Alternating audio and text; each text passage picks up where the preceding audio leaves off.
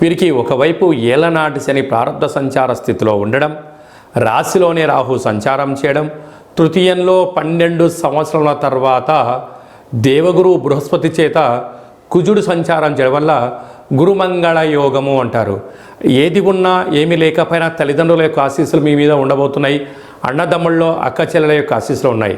అందుకే మనకు రామరాజ్యాన్ని ఒకసారి పరిశీలించినట్లయితే రాముడు వెంట తన సొంత తమ్ముడు ఉన్నాడు కనుకనే అక్కడ విజయాన్ని తను సాధించగలిగాడు.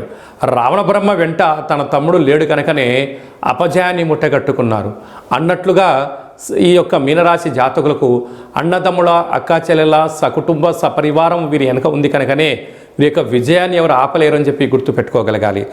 సంవత్సరం తర్వాత రవి సింహరాశిలో స్వక్షేత్రకంగా ఉంటూ అక్కడే బుధుడితో కలిసి ఉండడం, అక్కడే శుక్రుడితో కలిసి ఉండడం వలన ప్రభుత్వ ఉద్యోగ ప్రయత్నం చేసే వారికి చాలా మంచి కాలం.